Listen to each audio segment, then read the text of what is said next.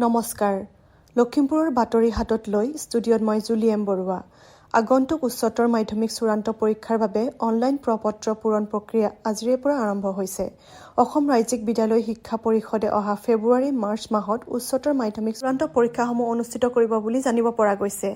এই প্ৰপত্ৰ পূৰণ প্ৰক্ৰিয়া অন্ত পৰিব অহা 20 নৱেম্বৰত এই সন্দৰ্ভত পৰিষদে জাৰি কৰা নিৰ্দেশনা অনুসৰি উচ্চতৰ মাধ্যমিক চূড়ান্ত পৰীক্ষাৰ বাবে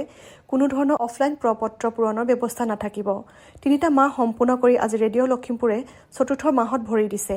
লখিমপুৰ জিলাত আত্মপ্ৰকাশ কৰা এই ৰেডিঅ' লখিমপুৰে নিয়মীয়াকৈ বিভিন্ন অনুষ্ঠান প্ৰচাৰ কৰি আহিছে নিৰপেক্ষ দৃষ্টিৰে শ্ৰব্য মাধ্যমত যুগুতোৱা জিলাখনৰ বিভিন্ন প্ৰান্তৰ বাতৰি সকলৰ সৈতে হোৱা কথোপকথনমূলক অনুষ্ঠান কাব্যকুঞ্জৰ দৰে কবিতা পাঠৰ অনুষ্ঠান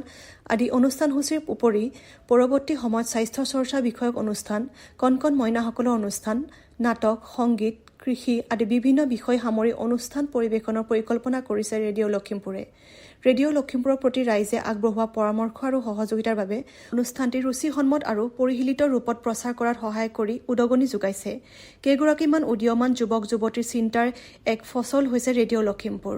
টিউটৰসকলক শীঘ্ৰেই শিক্ষকৰ মৰ্যাদা দি উপযুক্ত দৰমহা আৰু সা-সুবিধা প্ৰদান কৰাৰ দাবীৰে দীপাৱলীৰ দিনা ঢকুৱাখানাত এখন সংবাদমেল আয়োজন কৰি ঢকুৱাখানা সমজিলা টিউটৰ শিক্ষক সংস্থাৰ বিষয়ববীয়াসকলে ক্ষোভ প্ৰকাশ কৰে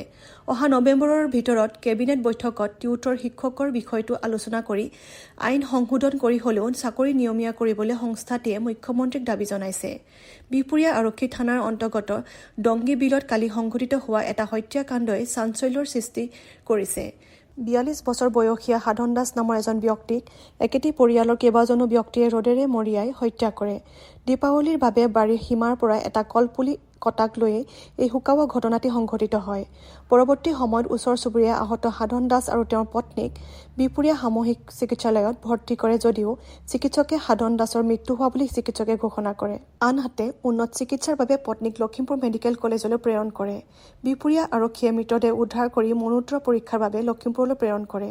লখিমপুৰ জিলাৰ চাউলধোৱা আৰক্ষী চকীত অন্তৰ্গত থেকেৰাগুৰি এগৰাকী মহিলা যোৱা 15 অক্টোবৰৰ পৰা নিৰুদ্দেশ হৈ আছে নিৰুদ্দেশ মহিলাগৰাকী থেকেৰাগুৰি নিবাসী মুন শইকীয়াৰ পত্নী পদ্মা শইকীয়া বুলি জানিব পৰা গৈছে